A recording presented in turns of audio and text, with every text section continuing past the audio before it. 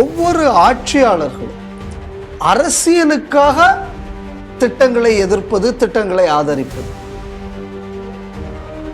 இது நாட்டுக்கு நட்டத்தை ஏற்படுத்துகிறது என்பதை விட நாட்டின் முன்னேற்றத்திற்கு ஒரு தடைக்கல்லாகவும் வந்து கொண்டிருக்கிறது. இப்போ அங்கேருந்து பள்ளிக்கூட இந்த கிளாஸ் எடுக்கிறதுக்கு நம்ம வாத்தியாரை தேடிக்கிட்டு இருக்கக்கூடிய ஒரு நிலைமைக்கு தமிழ்நாட்டை தற்கொலை மாநிலமாக மாற்றிய பெருமை என்பது திராவிட கட்சிகளை சேரும். ஆனால் இது வந்து this trend needs to be reversed. எங்கெல்லாம் த பெஸ்ட் டேலண்ட் இருக்கும் அதை வந்து எல்லா பள்ளிகள்லையும் கொண்டு வர வேண்டும்னு நான் நினைக்கிறேன். துர்கா ஸ்டாலின் ஜாதகத்தை வைத்து கும்பாபிஷேகம் முடிவு செய்யப்படும். ஜோசப் விஜய் ஜாதகத்தை வைத்து முடிவு செய்யப்படும். அதுக்கு முன்னாடி ஜெயலலிதா ஜாதகத்தை வைத்து முடிவு செய்யப்படும். அந்த வரிப்பணம் எங்க போகுது தெரியுமா? முல்லாவுக்கு மானியம். வரிப்பணம் எங்க போகுது? சர்ச்சில் வந்து புனரமைப்பதற்கு, சர்ச்சு புனரமைப்பதற்கு, minority scholarship, aided minority institutions, இதுக்கு எந்த பணம் போகுது? வரிப்பணம் போகுது. அப்போ அரசாங்கம் நடத்துறதுக்கு எந்த பணம் போகுது? நான் கோயிலில் வந்து என் தேரோட்டம் நல்லா இருக்கணும்னு கொடுக்கறது, சுவாமிக்கு எல்லா நேரத்திலையும் பூஜை ஆராதனைகள் நடக்கணும்னு நான் கொடுக்குற காசு, இந்த காசெல்லாம் இப்போ எங்கே போகுதுன்னா அரசாங்கத்துக்கு போகுது. அப்போது அரசாங்க பணம் கிறிஸ்தவ முஸ்லீம்களுக்கு போகணும், ஹிந்துக்கள் பணம் அரசாங்கத்துக்கு போகணும். இவனுங்க யாரெல்லாம் இப்போ பாருங்க, யூதனை பற்றி இவனுங்கள்லாம் சொல்லுவான். இந்த நாட்டில், இந்த உலகத்திலேயே 2 பேரும் மோசமான பயிலுவான். ஒன்று யூதன், இன்னொன்று பிராமணன். இவனுக்கு வந்து சொல்லுவான், அவனு இந்த மாதிரி தான் செய்தான், இவனும் எந்த கோயிலையும் போய் இடித்ததாக இல்லை. ஆனால் இவனுக்கு religion of love, religion of பீஸ்ன்னு எதை ரெண்டையும் சொல்கிறானோ இவனுக்கு தான் பண்ணின அவ்வளோ அயோக்கியத்தனத்தையும் பண்ணியிருக்கான். எல்லா இடத்துலையும் போலீஸ் போட முடியாத சூழல். இன்னைக்கு அமித்ஷா அவர்கள் வந்து செய்தார். ஏன்னா அமித்ஷாவை மாதிரியான ஹோம் மினிஸ்டர்களை காங்கிரஸ் வளர்க்கலையே. பாகிஸ்தான்காரன் கள்ள நோட்டு அடிக்கிறதுக்கு மிஷின் கொடுத்ததை நியாயப்படுத்தின ஹோம் மினிஸ்டர் தானே காங்கிரஸ் வளர்த்தது.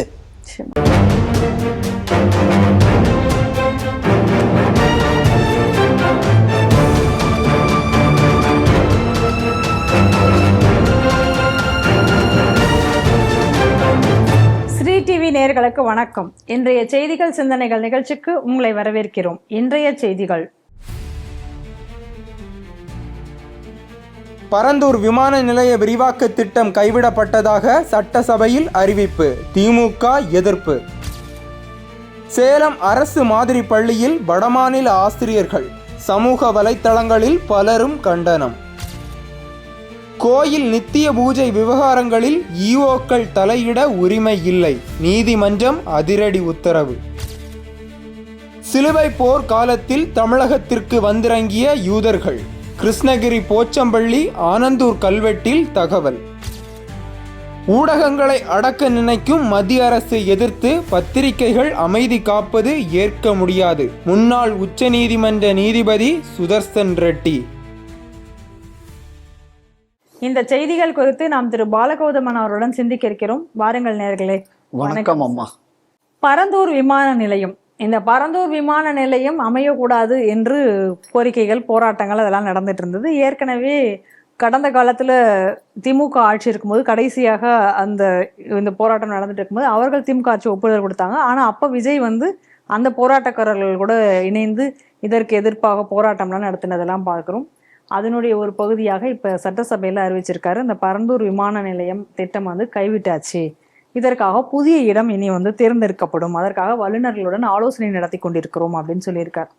அப்படி சொல்லும் பொழுது அவர் என்ன சொல்றாரு அப்படின்னா, ஏற்கனவே நான் அந்த ஏகானாபுரம் கிராம மக்களோட நான் போய் வந்து இந்த போராட்டத்தை, அவங்க போராட்டத்தில் ரொம்ப நீண்ட நாளாக போராடி கொண்டிருந்தார்கள், அதையெல்லாம் நான் போய் அவங்களோட விசாரிச்சேன், பேசினேன். அப்போ அந்த 12 கிராம மக்களும் வந்து என்ன சொன்னாங்க, இந்த முழுவதுமே விவசாய நிலம், இது முழுவதுமாக அழிஞ்சு போயிடும் அப்படின்னு எல்லாம் அவங்க சொன்னாங்க. அப்பவே நான் அவங்க கிட்ட வாக்குறுதி கொடுத்துருந்தேன், நாங்கள் ஆட்சிக்கு வந்தால் மாற்று இடம் பார்க்குறோம், இதை கைவிடுவோம்னு சொல்லிட்டு. அதனுடைய ஒரு இதுவாக அந்த அவங்க கொடுத்த வாக்குறுதி நிறைவேற்றும் விதமாக நான் இன்னைக்கு இதை பண்ணியிருக்கேன், இப்போ வேற இடம் நாங்கள் இதுக்காக பார்க்க போறோம் அப்படின்னு சொல்லியிருக்காங்க. இதுக்கு திமுக இப்போ கடுமையான ஒரு எதிர்ப்பை தெரிவித்து வருகிறார்கள். இப்போ எனக்கு ஒரு சின்ன கேள்வி இருக்கு. இப்போ இதுக்கு எதிராக மக்கள் போராடியவுடன் விஜய் அவர்களை சந்தித்தார்.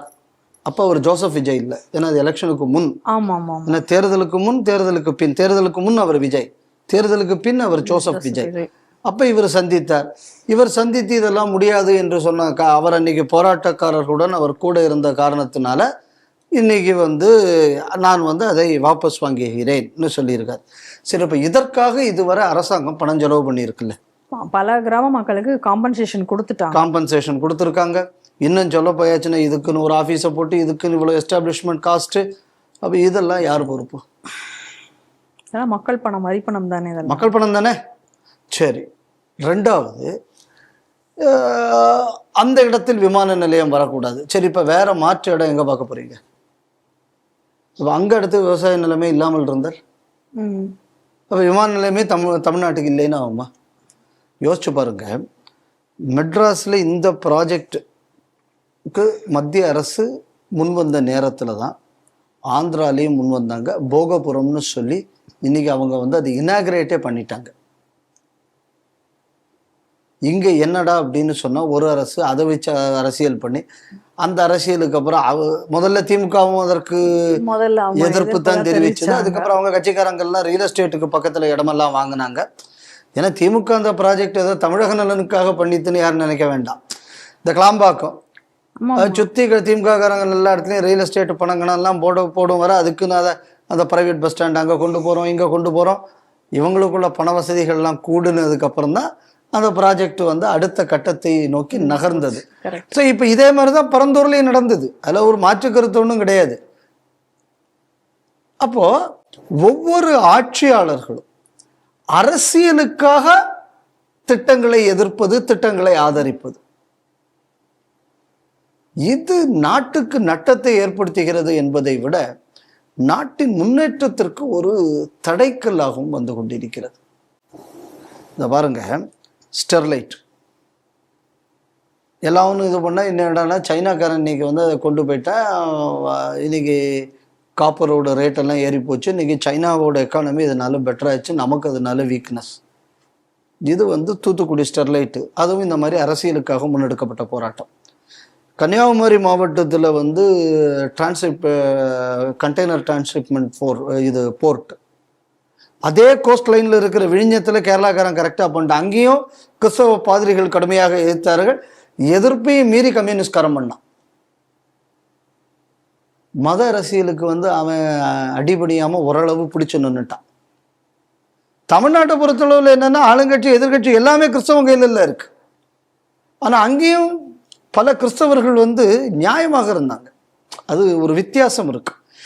கண்மூடித்தனமாக மதத்தை ஆதரிப்பது, அதுக்காக சொந்த நாட்டின் நலனையே விட்டு கொடுக்கக்கூடியது, அவங்க ஊர் நலனை விட்டு கொடுக்கக்கூடியது, அந்த அளவு உள்ள மதவெறி என்பது கன்னியாகுமரி மாவட்டத்தில், தென் மாவட்டங்களில் நம்ம பார்க்குறோம். தமிழ்நாடு முழுக்க அதை பார்க்குறோம். ஆனால் கேரளாவில் அது இல்லை. அவன் காரிய மதவெறியான, அவன் காரியத்தில் அவன் வந்து காம்ப்ரமைஸ் பண்ணிக்க மாட்டான். அதுக்கு மிஞ்சி மதவெறியத்தான் அவன் பயன்படுத்திக்கிட்டு இருக்கான். அதனால அவன் விழிஞத்தில் போட்டு கொண்டு வந்துட்டான்.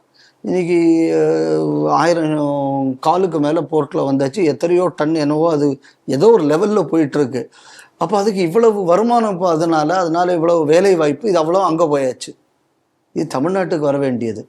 நீங்கள் ஒரு அரசியலை முன்னெடுத்து நடத்தின போராட்டத்தில் அது விளங்காமல் போச்சு.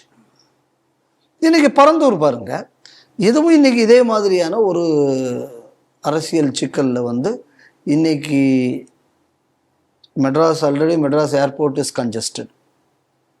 நீங்கள் இதில் பல connections to other Indian destinations R even international destinations இப்போ பெரிய அளவில் கொண்டு வர முடியாது. ஏன்னா அந்த அளவு டிராஃபிக் இன்னைக்கு இந்த ஏர்போர்ட்டால் ஹேண்டில் பண்ண முடியாது. இப்படி இருந்தும் இப்போ அடுத்த ஏர்போர்ட்டுக்கு வந்து நீங்கள் வந்து இப்போ பரந்தூரம் நிப்பாட்டியாச்சு. சரி, இப்போ நீங்கள் அடுத்த ஒரு இடத்த ஐடென்டிஃபை பண்ணணும். இந்த ஐடென்டிஃபை பண்ண அப்புறம் அங்கே ஒரு ஃபீஸிபிலிட்டி ஸ்டடி கண்டக்ட் பண்ணணும். ஃபீஸிபிலிட்டி ஸ்டடியை கண்டக்ட் பண்ணி இப்போ இவங்க அங்கே ஏர்போர்ட்டுன்னு வந்தோடனே இப்போ பண்ணுவான், திமுககாரன் உள்ளூர்காரனை கொண்டு பார், ஆமாம், இங்கே எங்கே இடமெல்லாம் போகிறதுன்னு சொல்லி நீ போராட்டம் நடத்தின அவன் அடுத்து செட்டப் பண்ண போகிறான். அப்போ மொத்தத்தில் என்ன நடக்க போகுது அப்படின்னு சொன்னால் எந்த டெவலப்மெண்ட்டும் இந்த மாநிலத்தில் வரப்போகிறது. ஆந்திரா இன்னைக்கு முன்னேறிக்கிட்டு வருது, கர்நாடகாவுக்கு பல ப்ராஜெக்ட் போகுது. இதனால கடைசியா நட்டப்பட போவது யாருன்னா தமிழர்கள், தமிழகம். தமிழகத்தை நட்டத்தில் தள்ளுவது யார் அப்படின்னு சொன்னான்னா இந்த தமிழக மக்களுக்காகவே நாங்கள் இருக்கிறோம் என்று சொல்லக்கூடிய எதிர்கட்சிகள். இப்போ இதுல அடுத்து இன்னொரு ஆஸ்பெக்டும் பார்க்கணும். கன்னியாகுமரியில் உள்ள போர்ட் இங்க இந்த மாதிரியான இங்க உள்ளது, இது அடுத்த மாநிலத்துக்கு மட்டும் இல்லாமல் இந்த மாதிரி பெரிய ப்ராஜெக்ட்ஸு இதெல்லாம் நம்ம ஊருக்கு வந்தாச்சுன்னா கொலம்போ போர்ட்டையும் கூட இன்னைக்கு இந்த போர்ட்டு கொஞ்சம் நல்லா வந்திருக்கும். கண்டிப்பா. இன்னும் சொல்ல போயாச்சுன்னா ஒரு பெரிய டிரான்ஸ்ஃபர் ஷிப்மெண்ட் ஹார்பரோட சேர்ந்து அங்கேயும் நீங்கள் அலைடு ப்ராஜெக்ட்ஸ், இப்போ கன்னியாகுமரி மாவட்டத்தில் விமான நிலையம் வரக்கூடாதுன்னு ஒரு குரூப் அங்கே ஏற்றுக்கிட்டு இருக்கோம். ஏற்கனவே அங்கே செயல்பட்டு வரக்கூடிய ஐஆர்இ வரக்கூடாது, அங்கேருந்து மூடப்பட வேண்டும் அப்படின்னு. அப்போ இதோட நோக்கம் என்ன அப்படின்னு பார்த்து வச்சுன்னா எந்த ஃபீல்டுலையும் பாரத நாடு வளர்ந்துடக்கூடாது. இப்போ வெள்ளைக்காரன் வந்து இந்த நாட்டை பிடிப்பதற்கு முதல்ல என்னெல்லாம் பண்ணான், இந்த நாட்டில் உள்ள தொழிலை அழிச்சான். கரெக்ட் தானே ஈஸ்ட் இந்தியா கம்பெனி வந்து இந்த நாட்டில் செய்தது. இன்னும் சொல்ல போயிடுச்சுன்னா இந்த டாக்கா பக்கத்துல இந்த மஸ்லின் பண்ணக்கூடிய அந்த நெசவாளர்களுக்குள்ள கை விரல்களை வெட்டினா ஏன்னா அந்த மாதிரி திருப்பி நெய்யக்கூடாது அப்படின்னு. அப்போ ஒரு பிஸ்னஸ் மோனோபோலி அவன் கொண்டு வருவதற்கு நம்ம நாட்டில் உள்ள இவர்களை ஒழித்தான். நம்ம நாட்டில் இருக்கிற பல வணிகர்கள் அவங்கள வரியை போட்டு அதை போட்டு இதை போட்டெல்லாம் கட்டுப்படுத்தினான். இப்போ பாருங்கள், இப்போ இந்த காங்கிரஸ்காரன் சொல்கிறத அதானி அம்பானி கார்பரேட்டுகள் எல்லாம் ஒழிய வேண்டும். கார்பரேட் ஏண்டா ஒழியணும்?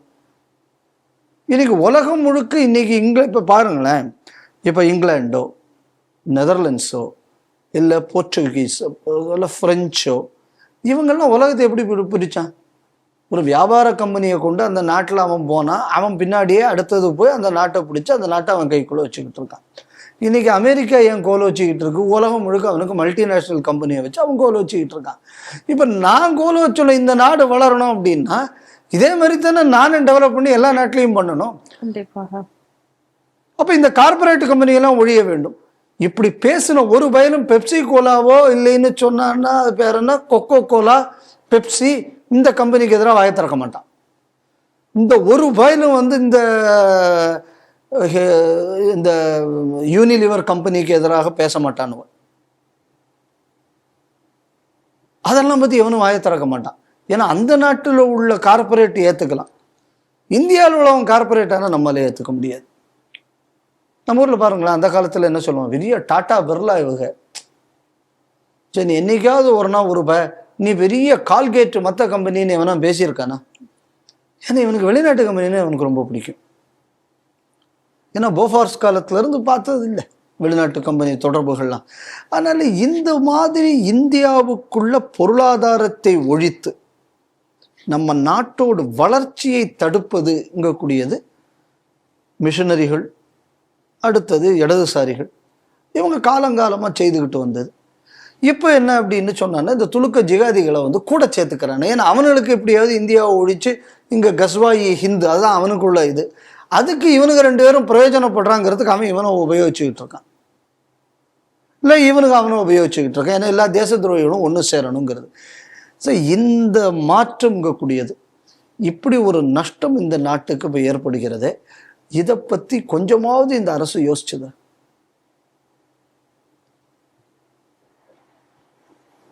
அதனால இது வந்து it is a political decision. ஏன்னா உண்மைக்குமே தாவேகா அரசுக்கு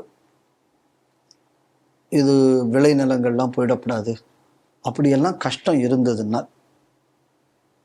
கன்னியாகுமரி மாவட்டத்தில் குறிப்பாக மேற்கு தொடர்ச்சி மலை, அதே மாதிரி நிறைய இடங்கள் அங்கே சர்ச் ஆக்கிரமித்து இருக்கிற, இல்லைன்னா அவங்களே விலைக்கு வாங்கி கட்டி இருக்கிற இடங்கள், இதில் இந்த புரட்சியை செய்யலாமே. ஏன்னா அந்த ஊரில் ஒரு பாதிரியார் உண்டு, ஜெகத் கேஸ்பர்னு, அவர் என் தாயே மேற்கு தொடர்ச்சி மலையேம்பாரு. அதை சும்மா கூட மொட்டை தான், அம்புட்டும் கட்டடமாக இருக்கு. அப்போ தாய் என்ன ஆச்சுன்னு நமக்கு தெரியாது. ஏன் அந்த சுற்றுப்புற சூழலுக்காக அந்த மேற்கு தொடர்ச்சி மலைக்காக ஒரு கொண்டுபட்ட அந்த சட்டத்தை அமல்படுத்தலாம். ஆமா, இதுவரை அதை பத்தி அமல்படுத்தவே இல்லை. காட்கில் கமிட்டி ரிப்போர்ட் அதை வந்து அமல்படுத்தல. ஏன் அதை அமல்படுத்தலாமே? சரி, பாலாறு அவ்வளோத்தையும் சோழியை முடிச்சிருக்கானுமே இந்த வாணியம்பாடி ஆம்பூர் இந்த பக்கத்துல, அதை நீங்க இப்ப சரி பண்ணலாமே. இதே மாவட்டத்துல இப்போ தண்ணீர் பிரச்சனை இருக்கு. ஆமா, அப்படித்தானே? ஆமா. காஞ்சிபுரம் மாவட்டம், காஞ்சிபுரம் மாவட்டத்தோடு ஒரு லைஃப் லைன்ங்கிறது ரிவர் பாலாறு. பாலாறு அவ்வளோத்தையும் சோழியை முடிச்சிருக்கானே, பாலாறை சரி பண்றதுக்கு நீங்க என்ன பண்ணீங்க? விவசாயம்தான் இவர்களது நோக்கமாக இருந்திருந்தால் அது செய்திருக்கலாமே. கண்டிப்பாக. அதுவும் அதே காஞ்சிபுரம் மாவட்டம் தானே. இந்த பாலாறுல ஒழுங்காக தண்ணி வர வைக்க வேண்டும், பாலாறை மாசுபடுத்துவதை தடுக்க வேண்டும். செய்யலாம். எவ்வளவோ கோர்ட் ஆர்டர் இருக்கு, நீங்க புதுசா ஒன்றும் செய்ய வேண்டாம். இதுவரை இந்த சாயப்பற்ற சம்பந்தமா என்னெல்லாம் ஆர்டர் கோர்ட்டு கொடுத்துருக்கோ அதை அவ்வளவு இம்ப்ளிமெண்ட் பண்ணிட்டா போதும். கரெக்ட் தான். நோக்கம் உங்களுக்கு அது தானே. இந்த பரந்தூர் போராட்டத்துக்கு போய்தான் இந்த ஹரி பரந்தாமன் அந்த அளவே பேசி ஜட்ஜ்மெண்ட் எல்லாம் நீங்க கேட்டாச்சுன்னா உங்களுக்கு இதெல்லாம் ஒன்றும் கோர்ட்ல எல்லாம் போனா நியாயம் கிடைக்காது, ரோட்ல கலவரம் நடத்துன்னு சொன்னது இந்த பரந்தூர் போராட்டத்துக்கு. அப்போ அந்த போராட்டத்துக்கு ஆல்ரெடி இந்த லிங்க் இருக்கு. நான் ஏற்கனவே இந்த ஆட்சி வந்த உடனே அதான் சொன்னேன், இது திரிபுலம் ஆக்சஸ் அதுக்குள்ள கோல்டன் பீரியடாக இருக்கும். அது மறுபடி இதில் நிரூபிக்கப்பட்டிருக்கிறது அப்படின்னு தான் நான் பார்க்கிறேன். சேலம் அரசு மாதிரி பள்ளியில் வடமாநில ஆசிரியர்கள் நியமித்திருப்பதாக ஒரு சர்ச்சை கிளம்பி இருக்கிறது. அது குறித்து கல்வித்துறை ஒரு விளக்கம் கொடுத்திருக்காங்க. சேலம் மாவட்டத்தில் இருக்கக்கூடிய ஒரு மண்டல அரசு மாதிரி பள்ளி, அந்த மாதிரி பள்ளியில தான் இந்த வடமாநில பயிற்சியாளர்கள், அதாவது எதற்காக அப்படின்னா நீட் மற்றும் JEEக்காக அவர்களுக்கு பயிற்சி தருவதற்காக நியமிக்கப்பட்டிருக்கிறார்கள். அதில் சொல்லும்பொழுது அவங்க என்ன சொல்றாங்க, இவங்க ஒரு தற்காலிக ஒப்பந்ததாரரை தான் நியமிச்சிருக்கோம். எதுக்கு அப்படின்னு பார்த்தோம்னா சிறந்த பயிற்சி அளிப்பதற்காக அவர்களை நியமித்திருப்பதாக இன்னைக்கு கல்வித்துறையில ஒரு விளக்கம் கொடுத்துருக்காங்க. நான் அதை ஒரு தப்பான ஒரு விஷயமாக பார்க்கல. ஏன்னா காலங்காலமாக இதுக்கு முன்னாடி எல்லாம் பார்த்தாச்சுன்னா நம்ம ஊர்ல இருந்து தான் ஊரை மட்டும் பாடம் சொல்லி கொடுக்க போயிட்டு இருந்தாங்க.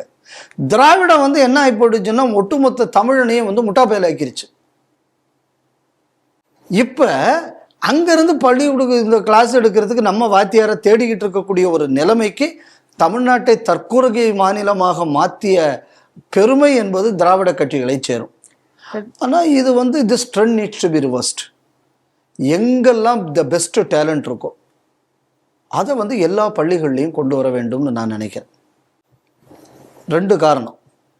முதல் காரணம் என்ன அப்படின்னா, கண்டிப்பாக நான் சொல்கிறேன் இந்த விஷயத்தை இந்த அரசு கேட்காதுன்னு எனக்கு தெரியும்.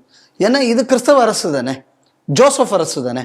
ஏன்னா இதுக்கு இந்த 8ஆம் கிளாஸ் வரை கம்பல்சரி பாஸுங்கக்கூடிய நடைமுறையை முதல்ல எடுக்கணும். கரெக்ட். ஆரம்பத்திலிருந்தே ஆசிரியர்கள் ஒழுங்காக பாடம் எடுக்கணும், ஆசிரியர்களுக்கு ஒரு அக்கௌண்டபிலிட்டி வேணுங்கக்கூடிய ஒரு சிஸ்டம் முதல்ல வரணும். ஏன்னா இங்கே வாத்தியார்களுக்குள்ள பரீட்சையிலே எல்லா வாத்தியாரும் ஃபெயில் ஆகிட்டு இருக்கான்னு இவங்க தான் போடுறாங்க. ஆமாம். அப்புறம் என்னடா அப்படின்னா இந்த வாத்தியார்களுக்குள்ள தகுதி தேர்வையே ரத்து செய்ய வேண்டும்னு கோர்ட்டில் போய் வேற சொல்கிறாங்க. முதல்ல ஒரு நாட்டின் வளர்ச்சிங்கக்கூடியது எங்கே ஆரம்பிக்குதுன்னா ஒரு 3-4 ஃபீல்டு எக்காரணம் கொண்டு காம்ப்ரமைஸ் ஆகக்கூடாது. ஒன்று அடிப்படை கல்வி என்பது ஒரு நாட்டில் எக்காரணம் கொண்டு காம்ப்ரமைஸ் ஆகக்கூடாது. 2வது ரிசர்ச் அண்ட் டெவலப்மெண்ட், இந்த ஃபீல்டில் என்றைக்கும் தரத்தில் காம்ப்ரமைஸ் இருக்கக்கூடாது. 3வது என்ன அப்படின்னு சொன்னா மருத்துவ வசதி. இந்த 3லையும் எந்த ஒரு சின்ன காம்ப்ரமைஸும் இல்லாமல் இருந்தால் பாக்கி எல்லா துறைகளும் உருப்பற்றும். அதுவும் குறிப்பாக கல்விங்கக்கூடியது சரியா இருந்ததுனால் பாக்கி விஷயங்கள் தானாக வந்துவிடும். அதனால அந்த அடிப்படையில் அந்த கல்வியை நம்ம வலுப்படுத்த வேண்டும். இன்னைக்கு இவங்க செய்திருக்கிறதுல எனக்கு எந்த ஒரு வருத்தமும் கிடையாது. வருத்தம் என்ன வருத்தம் அப்படின்னா, என்னடான்னா எங்களுக்கு தமிழ்நாட்டில் வேற மாநிலங்களுடன் கூட போட்டியே கிடையாது, நாங்கள் வெளிநாடுகளுடன் தான் போட்டி போடுகிறோம்னு இதுக்கு முன்னாடி ஒருத்தர் முதல்வராக இருந்தார், ஸ்டாலின் ஒருத்தர், அவர் அடிக்கடி சொல்லிட்டு இருந்தார். இன்னைக்கு தமிழ்நாட்டோட நிலைமை எந்த அளவு இந்த திராவிடம் கொண்டு விட்டுருக்குன்னா, நமக்கு சொல்லி கொடுக்குறதுக்கு இவங்க பாஷையில் சொல்ல போயாச்சுன்னா பானிபூரி விற்கிறவன், அப்புறம் என்னது பான்பராகு வாயன், நீ இவங்க வந்துதான் நீங்க உங்களுக்கு சொல்லிக் கொடுக்கக்கூடிய நிலைமைக்கு தமிழகத்தை குட்டிச்சவராக்கியவர்கள் இவர்கள். இது தெரிஞ்சுதான் பீகார் பிரசாந்த் கிஷோரை கொண்டு எலெக்ஷன் நடத்தினது. புரிஞ்சுதா? புரிஞ்சது. கட்சி நடத்துறதுக்கு இங்க தமிழனுக்கு போக்கு இல்லை, பள்ளிக்கூடத்துல பாடம் நடத்துறதுக்கும் தமிழனுக்கு போக்கு இல்லை. திடீர்னு மெட்ரோ வேலை நின்று இருந்தது. என்னடா ஹிந்திக்காரம்லாம் ஊருக்கு போயிட்டு அவன் வேலையை போனவன் எவனும் வரல, அதனால மெட்ரோ வேலையும் நடக்கலைன்னா அதுக்கும் வேலையை நிறுத்தியாச்சு. அப்படின்னா வேலை செய்வதற்கு ஆள் இல்லை, கல்வி கற்றுக் கொடுக்க ஆள் இல்லை, எலெக்ஷன் நடத்துறதுக்கு ஆள் இல்லை, எதுக்குமே ஆள் இல்லாமல் தமிழ்நாட்டை குட்டிச்சவராக்கியது திராவிடங்கக்கூடியதை இந்த ஒரு செய்தி நமக்கு உறுதிப்படுத்துகிறது. அப்போ நான் முதல்ல சொன்ன ஒரு பாயிண்ட் என்னன்னா, இந்த கல்விக்காக இதை செய்வது தவறில்லை. ரெண்டாவது என்ன அப்படின்னு சொன்னா, தமிழ்நாட்டிலிருந்து பலர் வேற மாநிலங்களுக்கு இன்னைக்கு இதே மாதிரி போய் பாடம் எடுக்கிற பல இன்ஸ்டிடியூஷன்ஸில் இருக்காங்க. இன்னொரு மாநிலத்திலிருந்து இந்த மாதிரி வர்றாங்க. இந்த தேசத்துக்குள்ள இருக்கக்கூடிய இந்த மொழி பிரிவினைவாதம் ஒழிவதற்கு இது ஒரு ஆரம்பமாக இருக்க வேண்டும்னு நான் நினைக்கிறேன். இதுல வந்து சில தப்பான புரிதல்கள் மக்கள் மனசுல மாறும். ஏன்னா மாண்டியா இந்த பக்கத்துல பல விவசாய இடங்களுக்கெல்லாம் நிறைய இடங்கள் நிறைய மக்களோட பழகக்கூடிய சந்தர்ப்பம்லாம் இருந்தது. அப்புறம் ஒரு தடவை என்ன பண்ணுவோம், அவங்களெல்லாம் நீங்கள் வாங்க தமிழ்நாட்டில் வாங்க, நம்ம ஊர் வாங்க, எல்லா இடமும் சுற்றி பாருங்க அப்படின்னு சொல்லி சில நண்பர்களை வர வச்சோம். அவங்க எல்லா இடமும் சுற்றினாங்க. சுற்றிட்டு அவர் சிலவரை என்கிட்ட சொன்னாங்க, எங்கள் பேரை நான் குறிப்பிட விரும்பல, தமிழ்நாட்டுக்காரங்க அப்படின்னா கொடூரமானவர்கள் அப்படிங்கிற ஒரு சிந்தனை எங்களுக்கு இருந்தது. ஆனால் இங்கே வந்து பார்த்ததுக்கு அப்புறம் தான் அவங்கெல்லாம் ரொம்ப ஹாஸ்பிட்டபிள் பீப்புள் அப்படின்னு நாங்கள் தெரிஞ்சுக்கிட்டோம் அப்படின்னு அவங்க சொன்னாங்க. அப்போ ஒரு மாநிலத்தை பற்றி ஒரு தவறான புரிதல், ஏன்னா அவனை பற்றி தெரிஞ்சுக்கவே விடாம ஒரு நரேட்டிவ் செட் பண்றது, அந்த நரேட்டிவ் செட் பண்ணி பிரிவினைவாதத்தை வளர்க்கறது, தேசிய ஒருமைப்பாட்டை சிதைப்பது. இதைத்தான் காலங்காலமாக அந்த கிறிஸ்தவ மிஷனரிகள் செய்துக்கிட்டு வந்தா, இடதுசாரியும் அதை செய்துக்கிட்டு வந்தான். ஸோ இந்த மாதிரியான ஒரு போக்கு, அதுவும் பள்ளிக்கூடத்தில் இந்த மாதிரி வரும்போது, ஆமாம் வெளி மாநிலம் சொன்னாங்க, நமக்கும் சொல்கிறாங்க, இவங்க பாட்டு இந்த பாரு இந்த பயிலுவை பாட்டு இவனை இந்திக்காரன முட்டாள், அவன் வந்து ஒன்லி மேனுவல் இந்த மீனியல் லேபரராக தான் இருப்பான், அவன் வந்து அறிவுசார விஷயத்துக்கு அவன் வரமாட்டான் அப்படிங்கக்கூடிய ஒரு தப்பான பிரச்சாரம் போகும் மனசை விட்டு. ரெண்டாவது, அவங்களும் இங்கே வந்து பழகும்போது அவங்களுக்கும், ஏன்னா இவன் இங்கே இப்படி திருப்பி திருப்பி இவன் இங்கே மாதிரி பிரச்சாரம் பண்ணும்போது இவனை பற்றின ஒரு நெகட்டிவ் அபிப்பிராயம் அவனுக்கும் வந்திருக்கும். கண்டிப்பாக இவங்களுக்கும் அந்த அபிப்பிராயம் மாறும். ஸோ இது ஒரு விதத்தில் வந்து நான் இதை பாராட்டுகிறேன். பள்ளி கல்வித்துறை இந்த மாதிரியான விஷயங்களை நல்லபடியாகவே முன்னெடுக்க வேண்டும்னு நான் நினைக்கிறேன். ஏன்னா இது தவறில்லை, ஆனால் இது தொடர்ந்து விடப்படாது. இது ஒரு தொடக்கம். தமிழகத்தில் இருப்பவர்கள் இந்த மாதிரியான ஆசிரியர்களாக, திறமையுள்ளவர்களாக, தகுதி வாய்ந்தவர்களாக விரைவில் வர வேண்டும். அப்படி ஒரு தயாரிப்பு, அதற்கும் தமிழ்நாடு அரசு சைட் பை சைடு இப்போவே வந்து வேலையை ஆரம்பிக்கணும். நம்ம வந்து பின்தங்கி விடக்கூடாது. ஆனால் இது ஒரு நல்ல முயற்சி, ஒரு நல்ல தொடக்கம். நம்ம மாநிலத்திலிருந்து நிறைய பேர் வந்து நீட் எழுதி நிறைய இடங்களில் வந்து போகணும். அதுவும் குறிப்பாக இது வந்து அரசு பள்ளியில் நடந்திருக்கு. நிறைய அரசு பள்ளி மாணவர்கள்லாம் வரணும்னு நான் நினைக்கிறேன். இப்போ நான் கூட அரசு பள்ளியில் படித்தோம். இவை நாங்கள் என் கூட படித்தவர்கள், என் கூட பள்ளிக்கூடத்துக்கு போனவங்க மன்னிக்கணும், நான் படித்தவர்கள்னு சொன்னால் என் கிளாஸ்மேட் எவனாவது இந்த வீடியோவை பார்த்தா நீ எங்கடா பையில படித்தேன்னு என்னை பார்த்து கேட்கறதுக்கு வாய்ப்பு இருக்குது. அதனால என் கூட வந்தவங்களும் இன்னைக்கு நல்ல நல்ல பொசிஷனில் இருக்காங்க. ஏன்னா எங்களுக்கு இருந்த ஆசிரியர்கள் கொஞ்சம் அப்படி தரமான ஆசிரியர்களாக எங்களை வளர்த்தார்கள். ஆனால் இன்னைக்கு அப்படி இல்லை. இப்போ ரெண்டு வித்தியாசம் பாருங்க. சந்திரபாபு நாயுடு அரசு பதவியேற்றது. சந்திரபாபு நாயுடு அரசு பதவியேற்றதுக்கு அப்புறம் ஆந்திராவில் கவர்மெண்ட் ஸ்கூல்ல என்ரோல்மெண்ட் கூடிட்டு வருதான். தமிழ்நாட்டில் தொடர்ச்சியாக கவர்மெண்ட் ஸ்கூல்ல என்ரோல்மெண்ட் குறைஞ்சு பிரைவேட் ஸ்கூல்ல என்ரோல்மெண்ட் கூடுது. அப்ப பிரச்சனை எங்க இருக்கு அப்படின்னா பள்ளி நிர்வாகத்தில் இருக்கு. அதனால இந்த ஒரு நல்ல விஷயத்தையும் இப்போ இருக்கக்கூடிய தமிழ்நாடு அரசு புரிந்து கொண்டு கேஜ்ரிவால்கிட்ட போய் பள்ளி எப்படி நடத்தணும்னு படிச்சுட்டு வந்தேன்னு ஒருத்தர் இங்கிருந்து கிளம்பி போனார். யாரு? நமது பழைய முதல்வர். அவர் 5 வருஷம் ஆட்சி கேஜ்ரிவால்கிட்ட இருந்து படிச்சதை அப்படியே இங்க இம்ப்ளிமெண்ட் பண்ணினதுல என்ன ஆகி போச்சு, கவர்மெண்ட் ஸ்கூல் என்ரோல்மெண்ட் குறைஞ்சு போச்சு. அதனால இவர் எனக்கு தெரிஞ்சு இந்த முதல்வர் மேல இங்கிருந்து பக்கத்து ஆந்திராவில் போயிட்டு நாயுடுகிட்ட போய் படிச்சுட்டு வந்து அதை இம்ப்ளிமெண்ட் பண்ணி இந்த துறையை எப்படி உருப்பட வைக்கிறதுன்னு பார்த்து அரசு பள்ளிகளை வலுப்படுத்த வேண்டும். ஏன்னா ஒரு விஷயம், நீங்க அரசு பள்ளியில நம்ம எதை ஆசிரியர்களுக்குள்ள தரம் இருக்கு, அதை வலுப்படுத்துறது, அதை பத்தி இன்னைக்கு பேசினா நேரமாகும். அதனால நான் அந்த டாபிக்குள்ள போகலை. அரசு பள்ளிகள் வலுப்பெற்றால் அதுல ஒரு பெரிய அட்வான்டேஜ் என்ன இருக்கு அப்படின்னா, அரசு பள்ளியில் இருக்கிற ஒரு ஃப்ரீடம் தனியார் பள்ளியில் இருக்காது. அரசு பள்ளியில் நமக்கு education is cheaper. So there won't be pressure on the family. அது நம்ம கவனிக்கணும். மூணாவது அரசு பள்ளியில் உங்களுக்கு எப்படி மிக்சர் ஆஃப் ஸ்டூடெண்ட்ஸ் இருப்பாங்க. இப்போ அப்படி இல்லை. அரசு பள்ளி தரம் குறைஞ்சு போனதுனால விளங்காததெல்லாம் கவர்மெண்ட் ஸ்கூலுக்கு போகணுங்கிற மாதிரியான ஒரு நிலைமை ஏற்பட்டு விட்டது. பட் ஒரு கவர்மெண்ட் ஸ்கூலாக இருந்தாச்சு அப்படின்னா அது வைட் ரேஞ்சிங் பல பேக்ரவுண்டில் இருந்து குழந்தைகள் அந்த மாதிரியான ஒரு சூழல் இருக்கும். ஸோ அது உண்மைக்குமே எப்படின்னா பரஸ்பர சமுதாய புரிதல் நல்லா இருக்கும். ஸோ அப்போ அதுக்குள்ள வாய்ப்பு ப்ரைவேட் ஸ்கூலையும் கூட கவர்மெண்ட் ஸ்கூலுக்கு தான் கூடுது. ஏன்னா ப்ரைவேட் ஸ்கூலுக்கு சில கன்ஸ்ட்ரெயின்ஸ் இருக்கும், மேனேஜ்மெண்ட்டுக்கு சில ஐடியாலஜி இருக்கும், மேனேஜ்மெண்ட்டுக்கு அப்படின்னு சொல்லி அவங்களுக்கு சில கட்டுப்பாடுகள் இதெல்லாம் இருக்குது. அரசு பள்ளி அதெல்லாம் இருக்காது. ஸோ இதெல்லாம் அரசு பள்ளியோட ஒரு யூனிக் அட்வான்டேஜ். ஸோ இது உண்மைக்குமே ஒரு நாட்டுக்குள்ள அடுத்த தலைமுறையை வளர்த்தி கொண்டுவதற்கு ரொம்ப ஏதுவாக இருக்கும். அந்த துறையிலும் இந்த அரசு இப்போ இது உண்மைக்குமே நான் இது தாவேக அரசின் இந்த முடிவு என்பது வரவேற்கப்பட வேண்டிய ஒரு விஷயம்.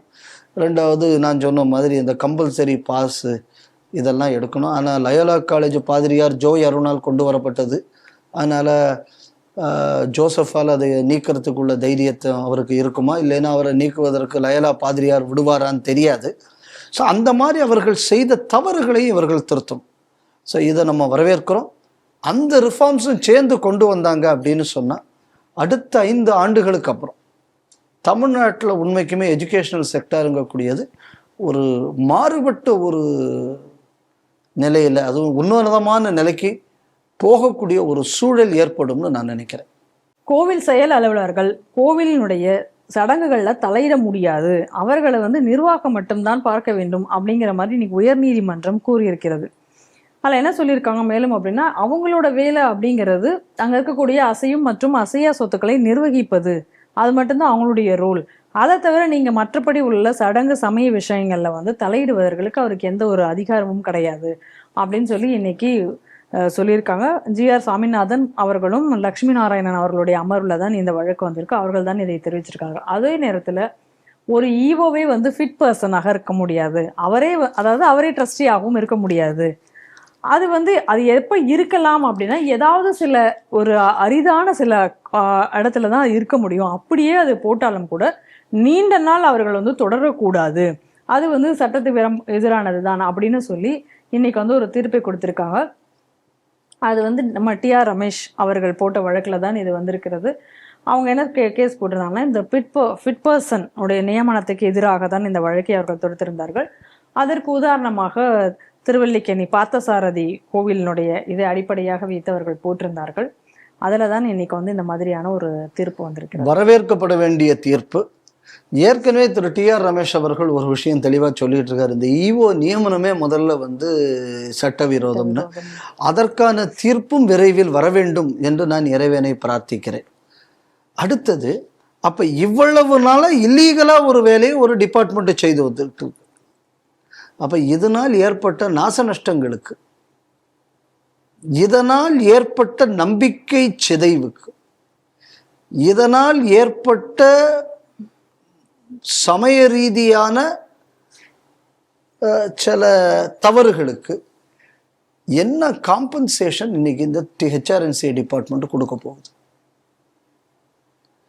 முதல்ல எந்த சமய சடங்குகள்லையும் இவங்க வந்து தலையிடக்கூடாதுங்கக்கூடியது ஹெச்ஆர்என்சி சட்டத்திலேயே இருக்கு.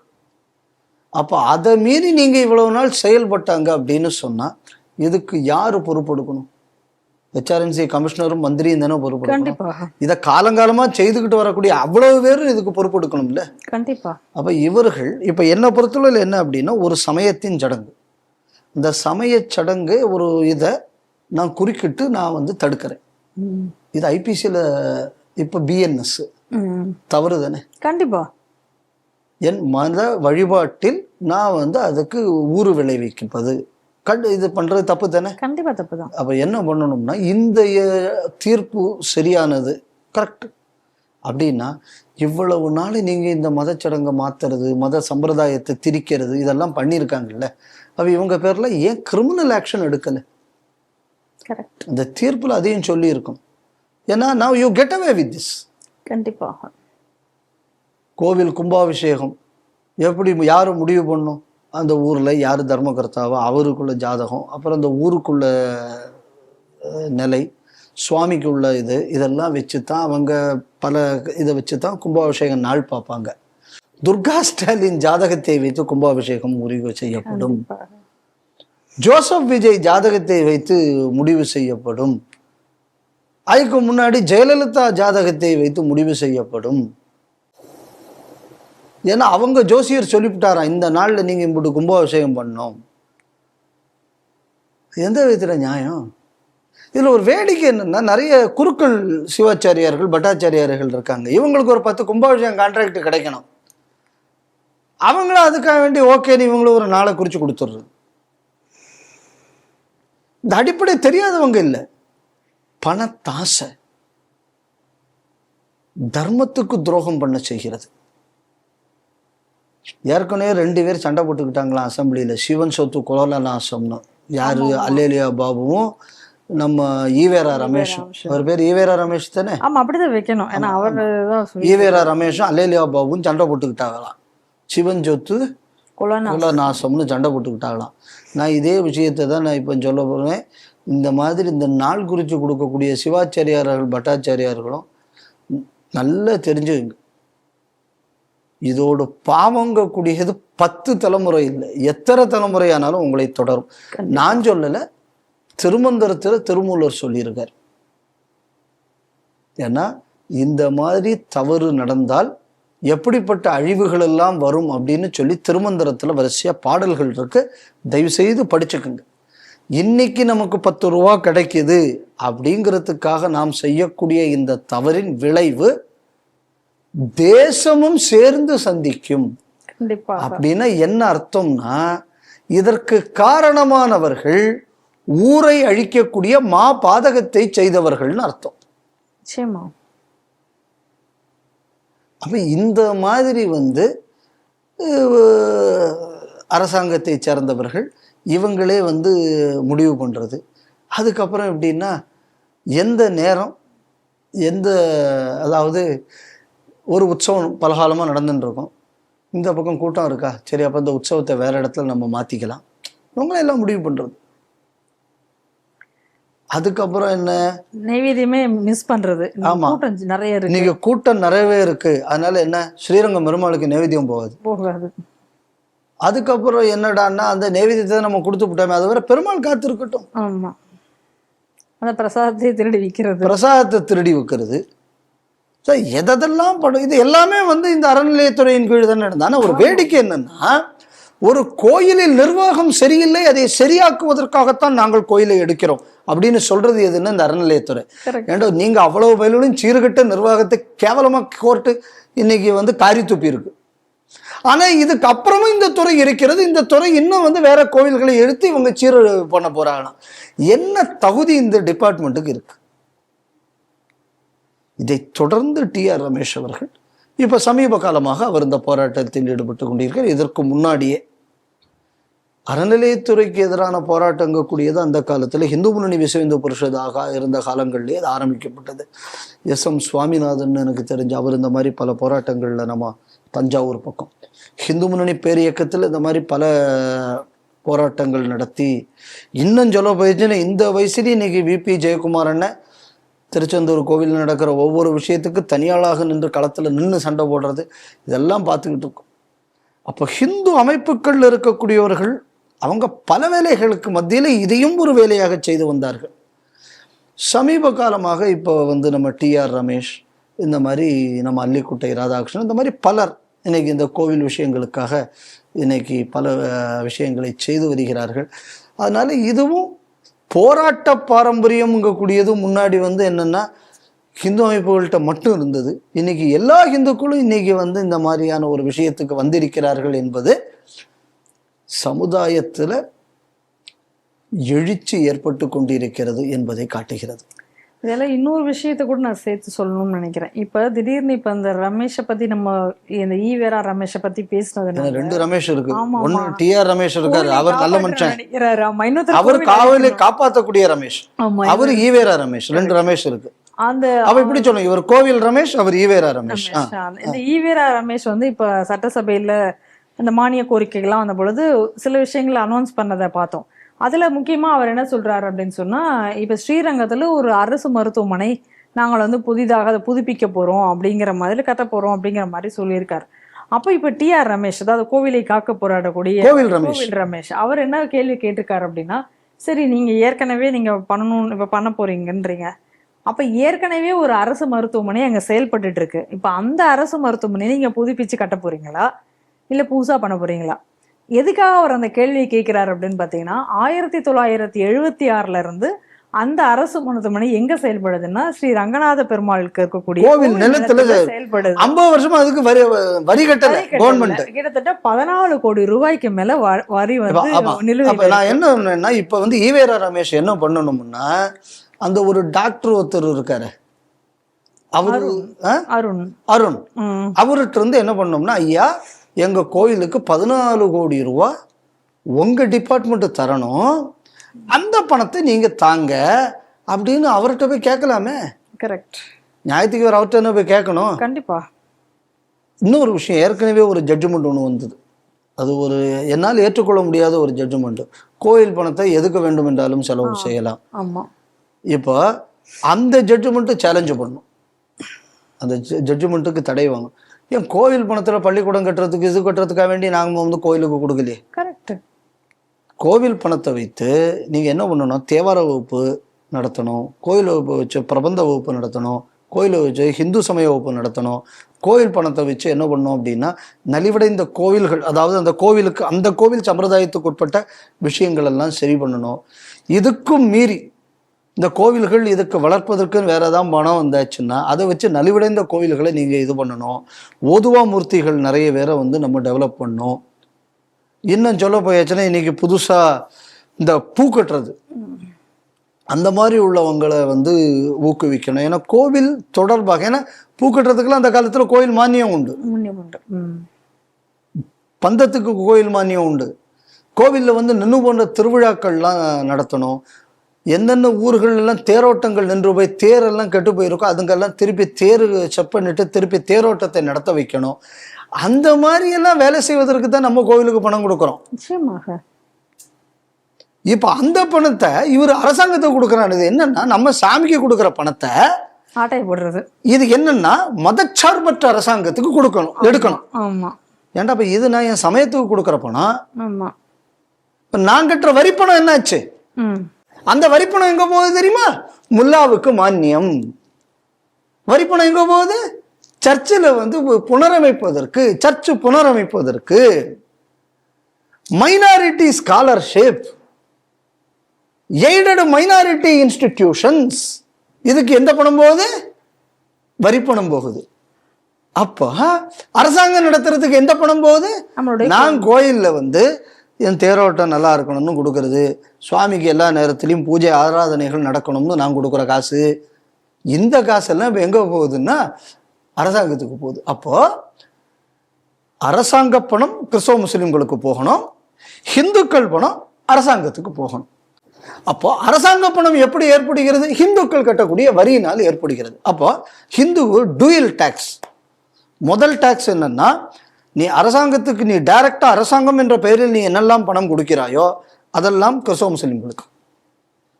நீ கோயிலுக்கு என்று நீ எதெல்லாம் செய்கிறாயோ அதுவும் கிறிஸ்தவ முஸ்லீம்களுக்கு எப்படி போகும்னா வேற ஒரு இதில் இந்த மாதிரி கோயில் சொத்தை அரசாங்க சொத்தாக மாற்றுவது. இதுதான் இன்னைக்கு நடந்துகிட்டு இருக்கு. ஸோ இந்த மாதிரியான இதுக்கு காரணம் என்னன்னா இந்த அரசாங்கத்தோடு இந்த கண்ட்ரோல். இப்போ கோவிலுக்கு இந்த கோவிலுக்குள்ள சம்பிரதாயம் இது, இந்த விஷயத்துக்கு இது பண்ணணும், இதுக்கு மட்டும்தான் இந்த கோவிலை சார்ந்த வளர்ச்சி. இப்போ இதை முடிவு பண்ணக்கூடிய இடத்துல அந்த கோவில் கமிட்டி இல்லையே. அப்படியே ஏதான் தர்மகர்த்தை இதுதான்னு சொல்லியாச்சுன்னா என்ன பண்ணிடணும், அவரை தூக்கி தூர போட்டு ஃபிட் பர்சன் ஒரு ஈவோவை போட்டு அப்புறம் எப்படின்னா ஈவோவெல்லாம் முடிவு எடுக்கிறதுன்னா கோவில் போனவங்க கோவிலுக்குள்ள விஷயத்துக்கு முடிவு பண்ணணும். மேலிருந்து இவங்க சர்க்குலர் அனுப்புவாங்க, இப்படி தீர்மானம் போட்டு கொடுக்கும்படி கேட்டுக்கொள்கிறோம். ஆமா, ஏன்னா நீ பணத்தை சைஃபன் பண்றதுக்கு நீ கீழே இருக்கிறவன நீ இப்படி தீர்மானம் போட்டு கொடு அப்படின்னு சொல்றதே முதல்ல இல்லீகல். ஸோ இந்த பிளாக்டன்ட் இல்லீகாலிட்டிக்கு எதிராக இதுவரை எந்த கண்டனமும் கிடையாது இந்த நாட்டில். அப்ப இந்த மாதிரியான கோயில் கொள்ளை என்பதை ஹெச்ஆர்என்சி டிபார்ட்மெண்ட் தொடர்ந்து அரங்கேற்றி வருகிறது. ரமேஷ் அண்ணா தொடர்ந்து இதுக்காக போராடி வருகிறார். அதனால கோயில் ரமேஷ் வெற்றி பெற்றுள்ளார், ஈவேரா ரமேஷ் தோல்வியடைந்துள்ளார். ஈவேரா ரமேஷ் இனிமையாவது அந்த ரமேஷுங்கக்கூடிய பேர் அதுக்கு ஒரு மரியாதை கொடுக்குற மாதிரி அந்த பேரை அவரும் வைத்து கொண்டிருக்கிறார். ஏன்னா கோயில் ரமேஷ் ரொம்ப சீனியர், ஈவேரா ரமேஷ் ஜூனியர். அதனால கோயில் ரமேஷ் அவர்கிட்ட இருக்கக்கூடிய பண்புகளை ஈவேரா ரமேஷ் பெற்றுக்கொண்டு அந்த ஈவேராங்கக்கூடியதை நீக்கி அவரும் உண்மையான கோவில் ரமேஷாக மாறினால் உண்மைக்கும் நாட்டுக்கு நல்லது அப்படின்னு நினைக்கிறேன். நீதிபதிகளுக்கு பாராட்டுக்கள். தொடர்ந்து இந்த மாதிரியான விஷயங்களை திரு டி.ஆர். ரமேஷ் அவர்கள் செய்து வருகிறார்கள். அவருக்கு நமது பாராட்டுக்கள். கிருஷ்ணகிரி மாவட்டத்தில் 2வது யூதர் கல்வெட்டு கண்டுபிடிக்கப்பட்டிருக்கிறது. இது இப்போ சனிக்கிழமை அன்னைக்கு அதை கண்டெடுத்திருக்கிறார்கள். யார் அதை பண்ணியிருக்காங்க அப்படின்னு பார்த்தா கிருஷ்ணகிரி மாவட்ட அரசு அருங்காட்சியகம் வரலாற்று ஆய்வு மற்றும் ஆவண பிரிவகம், அதுவும் தமிழ்நாடு தொன்மையியல் ஆய்வு நிறுவனமும் இணைந்து பல்வேறு ஆய்வுகளை அவங்க நடத்திட்டு வரும் பொழுது அந்த சமயத்தில் இந்த ஒரு இதுவும் கிடைத்திருக்கிறது. எங்கே கிடைச்சிருக்குன்னா ஆனந்தூர் அப்படிங்கக்கூடிய ஒரு இடத்துல இதுக்கான ஒரு அரிய ஒரு கல்வெட்டு கண்டறிஞ்சிருக்காங்க. ஏற்கனவே இன்னொரு கல்வெட்டு இதே போல கண்டறியப்பட்டிருந்தது. இப்போ இது 2வது கல்வெட்டு அப்படின்னு சொல்றாங்க. இது குறித்து அவங்க என்ன சொல்றாங்க அப்படின்னு சொன்னா, 1000 ஆண்டுகளுக்கு முன்பே யூதர்கள் குடியேறியிருந்தாலும் அவங்க தமிழகத்துல ராமநாதபுரம், பெரியப்பட்டணம் அந்த மாதிரியான பகுதிகளில் அவங்க இருந்திருக்காங்க. ஏன்னா அங்கேயும் ஒரு கல்வெட்டு ஏற்கனவே பெரியப்பட்டணத்தில் கண்டுபிடிச்சிருக்காங்க அப்படின்னு சொல்லிட்டு. இது எப்படி நடந்திருக்கும் அப்படின்னு சொன்னால், அப்போ அந்த சிலுவை போர் சமயத்தில் அங்கங்கு அவர்கள் சிதறி சென்ற பொழுது இந்த கடற்கரையோர மாதிரியே இருக்கக்கூடிய இடங்களில் அவங்க அதிக அளவு அந்த மாதிரி வந்தாங்க, வணிகர்களாக அங்கங்கே வந்திருந்தார்கள்.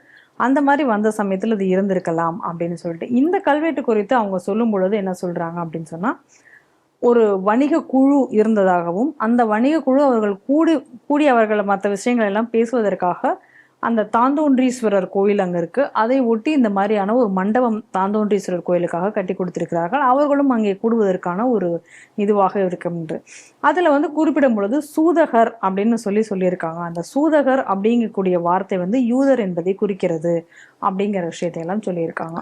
இது நம்ம 2 விஷயம் இது பார்க்கணும். என்ன அப்படின்னா, இந்த ஒரு செய்தி என்பது பெரிய அளவில் தமிழ்நாட்டில் ஏன் பேசப்படவில்லைங்கிறது ஒரு கேள்வி. அடிப்படை தரவுகள் கூட சரியில்லாமல் கற்பனையில் பல கதைகளை கீழடிக்காக எழுதுறார்கள். அரசாங்கமே செய்யுது.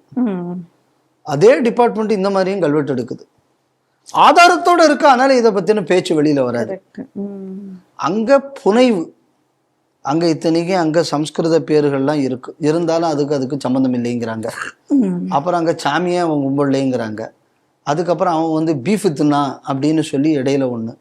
இதுக்கு இடையில ஏற்கனவே தோண்டினதுல எத்தனை அடியிலிருந்து தோண்டியாச்சுன்னா அத்தனை அடியில் இருக்கக்கூடிய சாயில் ஜியாலஜிக்கல் டெஸ்டிங்குக்கு அனுப்பிச்சிங்களா அப்படின்னு கேட்டால் அதுக்கு பதில் இல்லை. 2வது, பெரிய அர்பன் சிவிலைசேஷன் சொன்னா நீங்கள் எவ்வளவு ஏரியாவை தோண்டி இருக்கீங்க, அதில் உள்ள ஃபைன்ஸ் எல்லாம் என்ன அப்படின்னா அதுக்கு தெரியாது. இன்னொன்று, அந்த கீழடியில் ஒரு மியூசியம் வச்சுருக்காங்க. அந்த மியூசியம் இதெல்லாம் எப்படி நரேட்டிவ் செட்டிங்க்குன்னு யோசிச்சு பாருங்க. இதை முதல்ல ஆரம்பித்தது யார்? இதை பெருசாக அதை முதல்ல கொண்டு வந்தது பாண்டியராஜன் அவர்கள். அதிமுகவில் இருக்கும்போது தான் இந்த பிரச்சனையை பெருசாக்குனாங்க. உதயச்சந்திரன் அப்போ இந்த டிபார்ட்மெண்ட்டில் இருந்தார். அவர் ஒரு ரேபிட் ஆன்டி நேஷ்னலிஸ்ட்டு. இவர் அவங்க மனைவியோட கிறிஸ்தவர்கள். அதனால அந்த பின்னணியில் அவர் அதிமுக அமைச்சராக இருந்தால் நல்ல மனுஷன். ஆனால் அந்த அஃபிலியேஷன் அவரை விட்டு ஒரு நாளும் போனதில்லை. அதுக்கப்புறம் திமுக அரசு அப்போ அங்கே ஒரு மியூசியம் கட்டியிருக்காங்க. அந்த மியூசியத்தில் நீங்கள் போய் பார்த்தீங்கன்னா பெரிய மியூசியமாக இருக்குது.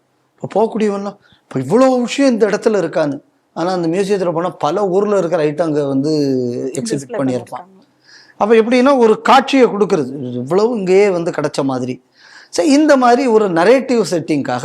அதுக்கப்புறம் இந்த சூனா வெங்கடேசன் ஒரு ஆள், அதாவது ஒரு தேர்ட் ரேட்டட் ஒரு பொலிட்டீஷியன், இந்த மதுரையில் எம்பியாக இருக்கா. அப்படி அந்த ஆள் வேற அதை வச்சு அதுக்குன்னு சொல்லி ஒரு சௌராஷ்டிராவில் இருந்து ஒருத்தர், ஒரு அகழ்வாராய்ச்சியாளர் அமர்நாத் ராமகிருஷ்ணான்னு, அவருக்கு தமிழே மொழி கிடையாது. ஆனால் அவர் ரொம்ப தமிழை பற்றி அவர் ரொம்ப பேசுவார். அவர் இவங்களெல்லாம் சேர்த்து எடுத்து இவர் வந்து ஏதோ இவர் ஒரு ஆந்திரா சௌராஷ்டிரா காம்பினேஷன் போல் இருக்கு. யார் இவர் குடும்பமே நம்ம சூனா வெங்கடேசன். ஆனால் இவங்கெல்லாம் தான் தமிழை வந்து அப்படியே தூக்கி நிறுத்தனமாக பேசுவாங்க. அப்போ இதெல்லாம் நம்ம கவனிக்கும் போது எதை பார்க்கணும் அப்படின்னு சொன்னால், இந்த மாதிரி நரேட்டிவ் செட்டிங்க்கு நீங்கள் ஆர்கியாலஜியை, அதுவும் தப்பான நரேட்டிவ் செட்டிங்க்கு பயன்படுத்தினாங்க. இப்போது யூத கல்வெட்டு வரும்போது இதெல்லாம் மறைக்கப்படுகிறது. ஏன் யூத கல்வெட்டு போடும்போது மறைக்கப்படுகிறது அப்படின்னா, சிலுவை யுத்தம் என்ற பெயரில் ஊர் முழுக்க, உலகம் முழுக்க கிறிஸ்தவர்கள் இரத்த ஆறு ஓட்டினார்கள். துலுக்கன் ஜிகாதுங்கக்கூடிய பேர்ல பண்ணினாங்கக்கூடியது இவன் ரெக்கார்டு பண்ணான். இவன் ஆண்ட காலத்துல வெள்ளக்காரன். ஆனா இவனும் அதே மாதிரி அயோக்கியத்தனம் பண்ணியிருக்கான். இது வரலாற்றில் வந்துடப்படாது. அதனால இந்த விஷயத்தை இவனுக்கு உலகம் முழுக்க மறைச்சிக்கிட்டு இருக்கான். அப்போ இதுக்கு என்ன பண்ணும்? யூதன் ஏன் இப்போ இந்த நாட்டுக்கு வந்தான்? அங்கேருந்து அவன் துரட்டப்பட்டான். எவனால் வெட்டப்பட்டான், எவனால் கொல்லப்பட்டான், எவனால் இது, இந்த மாதிரி கேள்விகள் வந்தாச்சுன்னா அங்கே சிக்கல் வருது. என் கேள்வி என்ன அப்படின்னு சொன்னா, இதெல்லாம் நீங்க சொல்லியாச்சுன்னா கிறிஸ்துவர்களை நீங்க அப்படியே வெள்ளை புறாக்கள், அமைதியை கொண்டு வந்தவர்கள், அன்பின் மார்க்கம், அன்பின் மாமா, அதாவது அப்படி இல்லை, ரிலிஜியன் ஆஃப் லவ். அது வந்து ரிலிஜியன் ஆஃப் பீஸ். அது ROP, இது ROL. இந்த ROL பிரச்சனை ஆயிருமே. அவ இதுதான் அன்பா அப்படிங்கிற கேள்வி வந்துடக்கூடாதுங்கக்கூடிய வரலாற்று மோசடிக்காக இது பெரிய அளவில் இந்த மாதிரியான கல்வெட்டுக்கள் சொல்லப்படவில்லை. என் கேள்வி என்ன அப்படின்னு சொன்னா, இந்த வரலாற்றில் வந்து பயாஸ் இருக்கக்கூடாது, அது இருக்கக்கூடாது, இது இருக்கக்கூடாதுன்னு சொல்லக்கூடியவங்கள ஏன்டா இதை பற்றி பேச மாட்டேங்கிறீங்க? பேசியிருக்கலாம்ல, கண்டிப்பா. ஏன் ஒரு வயலும் இதை பற்றி பேச மாட்டேங்கிறீங்க? இப்போ மத்திய அரசு பாடத்திட்டத்தில் ஒரு விஷயம் என்ன அப்படின்னு சொன்னா, முகலாயர்கள் பண்ணின அயோக்கியத்தனமெல்லாம் புஸ்தகத்தில் வந்திருக்கு. அவங்க எந்த நல்லதையும் பண்ணலையா, ஏன் இதை மட்டும் நீங்க போடுறீங்க? ஏன் சிவாஜியை பற்றி அதிகம் பாடம் கொண்டு? நம்ம கேள்வி என்னன்னா, இது வரலாற்றில் இருக்கா இல்லையா? இந்த கேள்விக்கு ஒரு வயலும் பதில் சொல்ல மாட்டேன். சரி, அதுக்கு அடுத்தது காலங்காலமா நம்ம ஒரு பொய்யை படிச்சுக்கிட்டு வந்தோம். இந்த அசோகர் வந்தாரு, அவர்தான் ரோடு போட்டாரு, கலிங்க யுத்தம், அவர் வந்து பௌத்தனா மாறினாரு கலிங்க யுத்தத்துக்கு அப்புறம்னு. ஆனா அதுல ஒரு வேடிக்கை என்னன்னா, அதுக்கப்புறம் அவர் சண்டை போடுறதையே நிறுத்திட்டாரு. ஆனா ஒரு வேடிக்கை என்னன்னா, அந்த கலிங்க யுத்தத்துக்கு முன்னாடியே அசோகங்க கூடிய ஒரு பௌத்தனா மாறியாச்சு. கலிங்க யுத்தம் கடைசி யுத்தமும் இல்லை, அதுக்கப்புறமா வந்தாலும் யுத்தமும் பண்ணியிருக்கான். அப்ப நடுவுல இருக்கிற இந்த ஒரு பேராகிராஃபை மட்டும் எடுத்துவிட்டு ஏதோ இந்துக்கள் காட்டும் பிராண்டிகள் மாதிரி ஏதோ பௌத்தம் வந்து இந்த நாட்டை திருத்தினாங்கிற மாதிரியும் அன்னைக்கு நீங்க இந்த வரலாற்று மோசடியை பண்ணியிருக்கேன். கண்டிப்பா. ஸோ இந்த மாதிரியான வரலாற்று மோசடிகள், வரலாற்று அழிப்புகள், வரலாற்று மறைப்புகள், இது அம்புட்டையும் இவனுக்கு காலங்காலமாக செய்துக்கிட்டு வர. இதில் பாருங்க, இந்த யூதர்கள் அந்த சிவங்கோவிலுக்கு அந்த மண்டபத்தை கட்டி கொடுத்து, தாந்தோன்றீஸ்வரருக்கு கட்டி கொடுத்து, அவங்க எல்லாரும் அங்கே கூடி, அப்ப அவனுக்கு இருந்த டாலரன்ஸ் வெள்ளக்கரண்ட் இல்ல கிடையாது. பாண்டிச்சேரியில் இருக்கக்கூடிய கோவில, வேதபுரீஸ்வரர் கோவிலை அழிச்சான் கிறிஸ்தவன். யூதா அதை செய்யலையே. கட்டி கொடுத்தான் யூதன், அழிச்சவன் வெள்ளைக்காரன். கரெக்ட். மயிலாப்பூர் கோயில் இன்னைக்கு அது எங்க இருக்குன்னு, இந்த பிஷப் ஹவுஸ்னு அங்கே ஒன்று இருக்கும், அந்த பக்கத்தில் இருந்தது தான் மயிலாப்பூர் சிவன் கோயில். அதை கிறிஸ்தவன் உடைச்சான். அந்த கோயில் இன்னைக்கு இப்போ மயிலாப்பூர் ஊருக்குள்ள இருக்கு. அப்ப இவனுங்க யாரெல்லாம் இப்ப பாருங்க, யூதனை பத்தி இவனுங்கள்லாம் சொல்லுவான், இந்த நாட்டில் இந்த உலகத்திலேயே 2 பேரும் மோசமான பயிலுவான். ஒன்று யூதன், இன்னொன்று பிராமணன். இவனுங்க சொல்லுவான், அவனு இந்த மாதிரி தான் செய்தான், இவனும் எந்த கோயிலையும் போய் இடிச்சதாக இல்லை. ஆனா இவனுக்கு religion of love, religion of பீஸ்ன்னு எதை ரெண்டையும் சொல்றானோ, இவனுக்கு தான் பண்ணின அவ்வளோ அயோக்கியத்தனத்தையும் பண்ணியிருக்கான். அப்ப நீ ஒரு ஃபால்ஸ் நரேட்டிவை செட் பண்ண, இப்போ இந்த வரலாற்றை அழிக்கக்கூடியது காலங்காலமாக செய்து வருகிறது, இன்றும் நடந்திருக்கிறது. ஏன் இப்போ தமிழ்நாடு டிபார்ட்மெண்ட்டு, தமிழகத்தில் உள்ள யூதர்கள் இவர்கள் எதற்காக இவங்க என்னென்னலாம் பண்ணியிருக்காங்க, ஏன் ஆராய்ச்சி பண்ணி தனி புத்தகம் போடலாமே? இப்போ இதெல்லாம் வச்சு ஏன் இப்போ மத ஒற்றுமையை பற்றி பேசக்கூடிய ஸ்விக்கி சிவம் இதை பற்றி பேசியிருக்கலாமே? நிச்சயமாக. எல்லாரையும் திட்டுறாரு, இதை பற்றி பேசுவாரா? பே மாஸ்டர் பாதிரியார் சோழியை முடிச்சு விடுவாரு, கண்டிப்பா வாயை திறந்துட மாட்டாரு. அதனால நம்ம என்ன புரிஞ்சுக்கணும் அப்படின்னா, உலகம் முழுவதும் எப்படி ஜிகாதுங்கக்கூடிய பேர்ல துலுக்க ரத்தாறு ஓட்டினானோ, அதே மாதிரி கிறிஸ்தவனும் ரத்தாறு ஓட்டினான். கிறிஸ்தவன்ட்டு அடிபட்டவனும் துலுக்கன்ட்டு அடிபட்டவனும் ஓடி இங்க அடைக்கலம் வந்தது நம்ம நாட்டில்.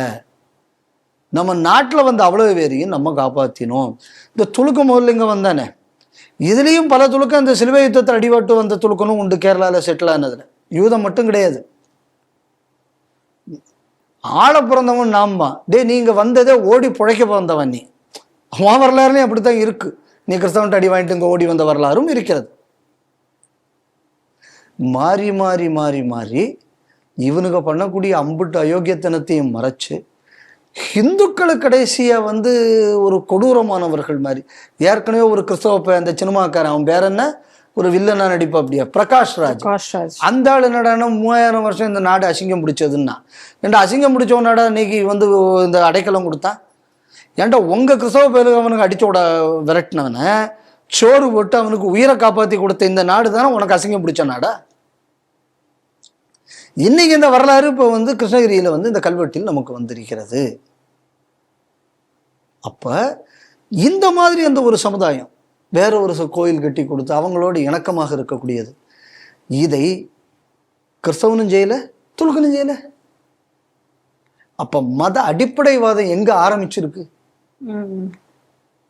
அப்ப எல்லாரும் என்ன சொல்லுவோம்னா, அந்த காலத்துல அரேபியாவில் இருக்கிறவங்களாம் காட்டுமிராண்டியா இருந்தானா, அவனுக்கு இவர் திருத்தினாராம். அங்க உள்ளவன் காட்டுமிராண்டியா இருந்தானா, கிறிஸ்தவன் திருத்திச்சான். இல்லை ஒரிஜினலா இருந்தவன் இருந்தான் பாருங்க, அவனுக்குள்ள இவனுங்களையும் கூட நல்லவனா இருந்திருக்காங்க கூடியதெல்லாம் இப்போ இந்த கல்வெட்டு நம்ம ப்ரூவ் பண்ணுது. இந்த கிறிஸ்தவனும் துலுக்கனும் வரத்துக்கு முன்னாடி இருந்தவனுங்க மிகவும் பண்பட்டு இருந்தார்கள். யோசிச்சு பாருங்க, சாக்ரட்டிஸ், பெரிய பெரிய தத்துவ மேதைகள்லாம் இருந்தாங்கல்ல. ஆமா, இல்லைன்னு நம்ம சொல்லவா முடியாது? அந்த மாதிரி யாராவது ஒரு ஆள் கிறிஸ்தவத்துக்கு அப்புறம் அந்த ரோம கிரீக்கில் வந்தாங்களா? இல்ல.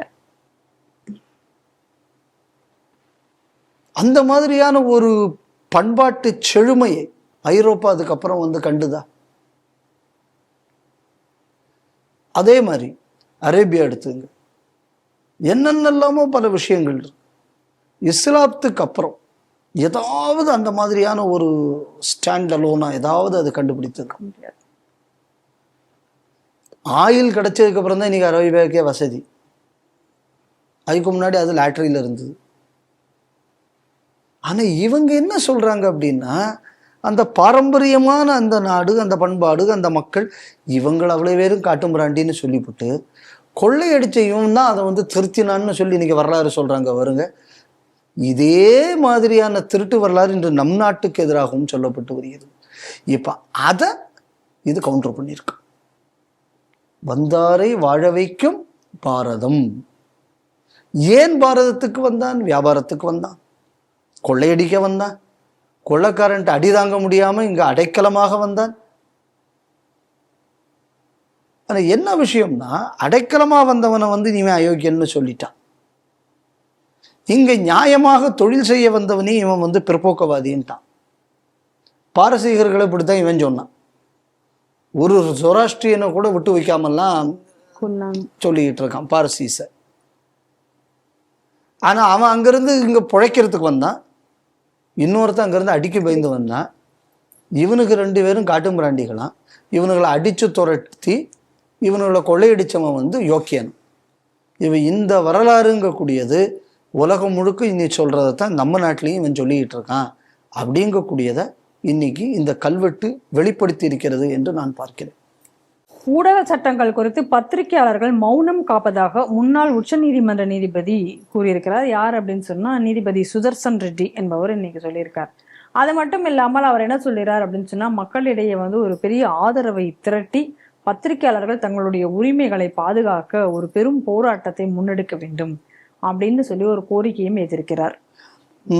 இவருக்குள்ள ட்ராக் ரெக்கார்டை பார்க்கறதுக்கு முன்னாடி இன்னொரு விஷயத்தை பார்க்கணும். பத்திரிகையாளர் என்ற பேரில் தேச துரோகம் செய்பவர்களை பற்றியெல்லாம் இவங்க என்ன பேச போறார் அப்படின்னு தெரியல.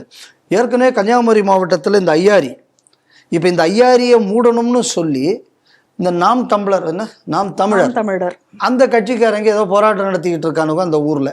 அது தவிர அதுக்கு சில கிறிஸ்டியன் குரூப்ஸும் அதுக்கு ஆதரவு தெரிவித்து வருகிறார்கள். அது என்ன அப்படின்னு சொன்னால், இந்த மானசைட், இல்லுமினேட், இந்த மாதிரியான சில ஹெவி மெட்டல்ஸை எக்ஸ்ட்ராக்ட் பண்ணுறது. அந்த மணல் எடுத்து அந்த மணலை ப்ராசஸ் பண்ணி அதை எக்ஸ்ட்ராக்ட் பண்ணக்கூடியது தான் அந்த ப்ராசஸ். இது வந்து நம்ம நாட்டோட கிரிட்டிக்கல் டெக்னாலஜிஸில் ஒன்று. கிரிட்டிக்கல் மினரல்ஸ் இந்த நாட்டில் பல முக்கியமான சில விஷயங்களுக்கு அது தேவைப்படுகிறது. இன்னும் சொல்ல போயாச்சுன்னா தோரியத்துக்கு அது வந்து ஒரு பிரயோஜனமான ஒரு விஷயமாக இருக்கும். இது நாளைக்கு நம்மளை வந்து ஒரு அட்டாமிக் சூப்பர் பவராக நாளைக்கு இந்தியாவை கொண்டு வருவதற்கு இதுக்கெல்லாம் ஒரு அடிப்படை தேவைகளில் ஒன்றாக இது இருக்கிறது. இதை இவர்கள் தொடர்ந்து எதிர்த்து வருகிறார்கள். அப்போ பிரான்சில் இருந்து 2 பயலுக வந்தான். இந்த 2 பயலுக வந்து என்ன பண்ணான் அப்படின்னு சொன்னான்னா, அதில் சில இடங்கள் வந்து ரெஸ்ட்ரிக்டட் ஜோன், ஃபோட்டோகிராஃபி ப்ரொஹிபிட்டட்னு போர்டே போட்டு அவன் வந்து என்ன பண்ணுறான், அங்கே போய் ஃபோட்டோ எடுக்க போகிறான். ஃபோட்டோ எடுக்க போனோம்னா உள்ளூரில் உள்ள மக்கள் அந்த தகவலை சொல்கிறாங்க. அந்த தகவலை சொன்னவர்களும் கிறிஸ்தவர்கள். அது நல்லா தெரிஞ்சுக்கணும். ஏன்னா அந்த உள்ளூர் கிராமத்துக்காரனுக்கு அதனால பாதிப்பு இல்லைன்னு தெரியும், மனசாட்சியோடு இருக்கான். அதனால் அந்த மதத்துக்காரன் மட்டும் வெறும் தப்புன்னு நம்ம சொல்லக்கூடாது. அவங்க சொன்ன உடனே அந்த டயத்தில் காவல்துறைக்கு தகவல் வருது. இவங்க பார்க்குறாங்க கன்னியாகுமரியில் ஒரு லாட்ஜு, இந்த லாட்ஜில் பாதி ஐட்டத்தை போட்டு 2 பத்திரிகையாளர்கள் இந்த 2 பிரான்ஸுக்காரனை கூட்டு போய் பெங்களூரில் போய் ஃப்ளைட் ஏற்றி இங்கேருந்து வெளிநாட்டுக்கு அனுப்புகிறான். அவனை கடத்தி கொண்டு போனவனும் பத்திரிகையாளர். இவன் வந்து ப்ரொஹிபிட்டட் ஜோனுக்குள்ளே போய் ஃபோட்டோ எடுக்க போனவனும் பத்திரிகையாளர்.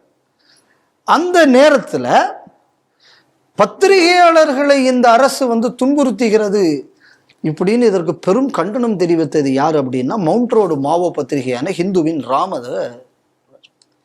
இன்னைக்கு நீங்க சொன்ன இந்த சுதர்சன் ரெட்டிக்குள்ள நியூஸ் வந்திருக்கிறது அந்த பத்திரிகையில. அதனால பத்திரிகை என்பதை பயங்கரவாதத்துக்கு பயன்படுத்தக்கூடியது அப்படிங்கக்கூடியதை கொஞ்ச காலமாக இதுக்கு நடந்து வருகிறது. ஏற்கனவே கேரளாவிலிருந்து ஒருத்தன் போய் அங்கே பண்ணது, இதெல்லாம் வரிசையாக நான் வரலாறுக்கு போக விரும்பலை. இப்போ பத்திரிகையாளர் பத்திரிகை வேலையை பார்க்கறதா இல்லைன்னா வேற நாட்டுக்கு பண்ணக்கூடிய வேலைகளை செய்வதா? யார் பத்திரிகையாளர்? எவன் பத்திரிகை தர்மத்தை பின்பற்றுகிறானோ அவன் பத்திரிகையாளர். இன்னொருத்தன்ட்ட துட்டு வாங்கிட்டு இப்போ பத்திரிகைகள்லேயே ஒன்று எழுதுறாங்க தெரியுமா உங்களுக்கு? இதுக்கு பேர் பெய்டு காலம். அதாவது என்னன்னா ஸ்பான்சர்டு காலம் அப்படின்னு எல்லாம் எழுதுறாங்க. அப்ப நீங்க எப்படி பத்திரிகையாளர்? அப்ப நீங்க அவனுக்குள்ள அட்வர்டைசர்னு சொல்லுங்க, கரெக்ட். இல்லைன்னா அவனோட ப்ரமோட்டர்னு சொல்லுங்க. அப்ப பத்திரிகைங்கக்கூடிய ஒரு தகுதி வரணும் அப்படின்னா யூ ஷுட் பி அன்பயஸ்ட். கண்டிப்பா you should have the welfare of the people. நீ எந்த நாட்டில் இருக்கியோ அந்த நாட்டோட சட்டத்துக்கு நீ கட்டுப்பட்டு இருக்கணும். இந்த எந்த சட்டத்துக்கும் நான் கட்டுப்பட மாட்டேன், ஆனால் பத்திரிகைங்கக்கூடியதை நான் ஒரு ஷீல்டாக வைத்துக்கொண்டு இந்த வேலையை நான் செய்வேன் அப்படின்னு சொல்லக்கூடியதுக்கு எந்த அரசாங்கமும் கண்டிப்பாக இதை தடுத்தே ஆக வேண்டும். இந்த மாதிரி தொடர்ந்து வேலை செய்துக்கிட்டு இருந்தாச்சுன்னா அந்த பத்திரிகைக்குள்ள லைசன்ஸே கேன்சல் பண்ணும், அவங்களுக்கு RNA அப்ரூவலை கேன்சல் பண்ணும். ஏன்னா ஒரே ஒரு விஷயம் என்ன அப்படின்னா, டெமோக்ரஸியோடு பில்லர் ஜேர்னலிசம்ங்கிறீங்க. அந்த டெமோக்ரஸியை உடைப்பதற்கு அது பயன்படுமே ஆனால் அது எப்படி ஜேர்னலிசம் கூடிய அது டெமோக்ரஸியை பாதுகாத்தா தானே அது ஜேர்னலிசம். ஆமா, இப்போ டெமோக்ரஸியை உடைக்கிறதுக்கு அது வேலை செய்ததுன்னா it is not a pillar, it is a bulldozer. So to safeguard democracy you need to demolish this one. இந்த மாதிரியான ஒரு கண்டிப்பான நடவடிக்கை அரசாங்கம் எடுக்க வேண்டும். இப்போ இதை கொடுத்திருக்கிறவர் சுதர்சன் ரெட்டி, ஒய்எஸ் ராஜசேகர ரெட்டி குடும்பத்துக்கெல்லாம் ரொம்ப வேண்டப்பட்டவர். அப்பவே இவருக்குள்ள பேக்ரவுண்ட் என்னன்னு நம்ம தெரிஞ்சுக்கலாம். ரெண்டாவது, இவருக்குள்ள இன்னொரு முகம், அரசியலுக்குள்ள முகத்துக்கு வரத்துக்கு முன்னாடி நம்ம தெரிஞ்சுக்கணும். இவர் கடைசியாக கொடுத்த ஜட்ஜ்மெண்ட் என்ன தெரியுமா? அதாவது அவருக்குள்ள சூப்பர் அனிவேஷனுக்கு முன்னாடி அவர் கொடுத்த ஜட்ஜ்மெண்ட்டு, நக்சல்களை ஒடுக்குவதற்கு எல்லா இடத்துலையும் போலீஸ் போட முடியாத சூழல். இன்னைக்கு அமித்ஷா அவர்கள் செய்தார். ஏன்னா அமித்ஷாவை மாதிரியான ஹோம் மினிஸ்டர்களை காங்கிரஸ் வளர்க்கலையே. பாகிஸ்தான்காரன் கள்ள நோட்டு அடிக்கிறதுக்கு மிஷின் கொடுத்ததை நியாயப்படுத்தின ஹோம் மினிஸ்டர் தானே காங்கிரஸ் வளர்த்தது. பாகிஸ்தான்காரன் இந்தியாவில் குண்டு வைப்பான், குண்டு வச்சதுக்கு ஹிந்து டெரரிசம்னு பேர் வைக்கிச்சு. அதாவது இந்தியர்களையே பாகிஸ்தான்காரன் வச்ச குண்டுக்கு இல்லை இந்த குண்டை வச்சது இந்தியாவில் இருக்கக்கூடிய ஹிந்துன்னு சொல்லி ஹிந்து டெரர் என்று கண்டுபிடித்தவர்களைத்தானே ஹோம் மினிஸ்டராக வச்சுக்கிட்டு இருந்தது. அதனால அந்த அரசாங்கம் எந்த லட்சணத்தில் இருக்கும் நம்மளால புரிஞ்சுக்க முடியும். அப்படிப்பட்ட காங்கிரஸ் என்ன பண்ணிச்சு அப்படின்னு சொன்னால், நக்சல்களை பல ஊர்களில் தடுக்கிறது கஷ்டமாக இருக்குது. அதனால என்ன பண்ணாங்க அப்படின்னு சொன்னான்னா, அந்த ட்ரைபல்ஸுக்கு ஆயுதம் கொடுத்தாங்க. தற்பாதுகாப்புங்கக்கூடிய பேரில், சால்வா ஜுதூம் அப்படிங்கக்கூடிய பேரில் அந்த அமைப்பை அவங்க பண்ணாங்க. அப்போ அந்த அமைப்பை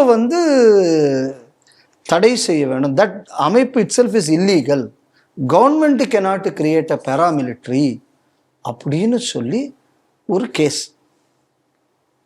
அந்த கேஸில் இவர் கடைசியாக போகிறதுக்கு முன்னாடி அந்த சால்வா ஜுதூம் இல்லீகல்னு ஒரு ஜட்ஜ்மெண்ட்டை போட்டு நக்சல்களுக்கு எதிரான போராட்டத்தை, நக்சல்களுக்கு எதிரான மக்கள் போராட்டத்தை, அரசாங்க போராட்டம் இல்லை, நல்லா தெரிஞ்சுக்கணும்.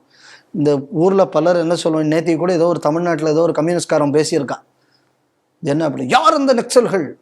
அவர்கள் வழிமுறையை நாங்கள் ஏற்கவில்லை, ஆனால் உண்மைக்குமே அவங்க தான் பழங்குடியினர், அவர்களின் உரிமைக்காக அவர்கள் போராடுகிறார்கள். இல்லை, ஒரு விஷயம் என்னென்னா, இந்த நக்சல் தலைவர்கள்னு பார்த்தாச்சுன்னா பெரும்பாலியாக அதில் சரண்டர் ஆகக்கூடிய தலைவர் மேக்சிமம் பிராமண பயலாக இருப்பான், இல்லை ரெட்டியாராக இருப்பான். ஏன்டா இந்த தலைவர்கள் அவ்வளோ பேர் இந்த ஜாதிக்காரன் அப்படின்னா நம்ம இப்போ என்ன சொல்லணும் அப்படின்னா, இந்த ரெண்டு பயல்களும் இப்போ அந்த பழங்குடியினரை எக்ஸ்ப்ளாய்ட் பண்ணுறான்னு அர்த்தம். இப்போ அவனுக்குள்ள போராட்டம்னு அவன் சமுதாயத்திலிருந்து இல்லை தலைவரை வந்திருக்கணும். இவன் எப்படி அங்கே போய் தலைவரானா? அப்போ இது மக்கள் போராட்டம் இல்லையே, அந்த மக்களை போராட தூண்டியது இவனுவன் தானே அர்த்தம். அதுக்கு அர்த்தம் கண்டிப்பா, அதுக்கு அர்த்தம் அதானே. இப்போ இந்த சால்வா ஜுதூம் இந்த போராட்டத்தில் இதுக்கு அந்த நேரத்தில் அந்த கேஸில் இவர் இப்படி ஒரு ஜட்ஜ்மெண்ட்டை எழுதி அந்த போராட்டத்தை ஒழிக்கிறார். அப்போது என்ன அப்படின்னா, ட்ரைபல்ஸை, அந்த மக்களை ஒன்று நீ நக்சல்கிட்ட சாகணும், இல்லைன்னா நக்சலுக்கு சொல்கிறபடி நீ நடக்கணும் அப்படின்னு சொல்லி ஒட்டுமொத்தமாக அந்த சமுதாயத்தை நக்சல்களிடம் அடகு வைத்த ஜட்ஜ்மெண்ட் எழுதினவர் இவர். அது மட்டும் இல்லாமல் என்ன பார்க்கணும் அப்படின்னு சொன்னால், இப்போ கடந்த துணை ஜனாதிபதி தேர்தலில் நம்ம சிபி ராதாகிருஷ்ணன் அவர்கள் வெற்றி பெற்றார். அவரை எதிர்த்து போராடிய இந்தி கூட்டணி வேட்பாளர் யாருன்னா இந்த சுதர்சன் ரெட்டி. அப்போ இவர் எந்த அளவு இவர் ஜட்ஜாக இருந்திருக்கும் போது செயல்பட்டு இருப்பார் அப்படின்னு நம்ம பார்க்கணும். இப்போ நீங்கள் இந்த நக்சல் அமைப்பு அப்படின்னு வந்தாச்சுனாலே ஆட்டோமேட்டிக்காக மிஷினரி கூடையே வந்துடும். ஸ்டேன்ஸ் சாமின்னு ஒரு ஆள், அதுக்கு நம்ம ஊரில் இந்த பியூஷ் மனுஷன் ஒருத்தன் ஏதோ பண்ண போகிறேன்னு அந்த ஆள் கிளம்புனா அப்படி. அப்புறம் ஸ்டாலின் அதுக்காக வேண்டி லயோலா காலேஜில் எல்லாம் போய் இதெல்லாம் பேசிக்கிட்டு இதெல்லாம் நம்ம பார்த்தோம். இப்போ அந்த நக்சல்களுக்கு எதிரான மக்கள் போராட்டத்தை ஒழித்த இவர், அப்போ அவங்க யூஸ் பண்ணின கவரும் ஜேர்னலிஸ்ட்டுங்கக்கூடிய கவரில் பல இல்லீகல் ஆக்டிவிட்டீஸ் அந்த இடத்துல அவர்கள் செய்தார்கள். இதில் அந்த மாதிரியான இல்லீகல் ஆக்டிவிட்டீஸில் செய்ததை பலர் காவல்துறையால் கைது செய்யப்பட்டு அவர்கள் மீது நடவடிக்கையும் எடுக்கப்பட்டது என்பதை நம்ம பார்த்தோம். அப்போது அந்த காலத்திலிருந்து, அதாவது நான் சொல்கிறது இது நடந்து 2007-8 கிட்ட இப்போயோ இருக்கணும். அது இதில் என்ன வேடிக்கை அப்படின்னு சொன்னோன்னா, ஒரு காங்கிரஸ் தலைவர்கள்லாம் ஒரு கான்வாயில் போகும்போது இந்த சால்வா ஜுதூமுக்குள்ள தலைவராக இருந்தவர் இவங்க அவ்வளோ பேரையும் நக்சல்கள் ரவுண்டு கட்டி சுட்டு கொன்னாங்க. சுட்டு கொன்னது மட்டும் இல்லாமல் அதில் இருந்த பெண் நக்சல்கள் என்ன பண்ணாங்க, இந்த சால்வா ஜுதூமுங்கக்கூடிய இந்த அமைப்பை தலைவராக இருந்தவரை பெண் நக்சல்கள் மட்டும் கத்தியால் குத்தி கொண்டாங்களாம். அதில் செத்து போனதை மட்டும் வெறும் காங்கிரஸ் மாநில தலைவர், காங்கிரஸுக்குள்ள எம்பி, காங்கிரஸுக்குள்ள மினிஸ்டர், இதெல்லாம் காங்கிரஸ்காரங்க தான் கொல்லப்பட்டது. அப்போ இந்த சால்வா ஜுதூம்ங்கக்கூடியது இல்லீகலாக அது ஆப்ரேட் பண்ணியிருந்துச்சு அப்படின்னு சொன்னால், அப்போ இந்த இல்லீகல் ஆப்ரேஷனுக்கு அப்போ காங்கிரஸ் தான் அப்போ இல்லீகலாக பண்ணித்தா ட்ரைபல்களுக்கு எதிராக. அப்போ அதை தைரியமாக இந்த சுதர்சன் ரெட்டி சொல்லுவாரா? ஏன்னா கடைசியில் சால்வா ஜூதம் என்பது பிஜேபியால் ஏற்படுத்தப்பட்டதுன்னு யாரும் சொல்லிடக்கூடாதுங்கிறதுக்காக வேண்டியது இந்த செய்தியும் சேர்த்து சொன்னேன். அப்போ காங்கிரஸ்காரனுகளுக்கே இந்த கம்யூனிஸ்ட்காரனுக்கும் அந்த நக்சல் இவ்வளவு பிரச்சனை. ஆனால் மிஷனரி எப்படி இருந்திருக்கு பாருங்க. காங்கிரஸ் கட்சி என்பது நிரந்தரமான ஒரு அரசியல் கட்சியாக இருக்கும் வாய்ப்பில்லை.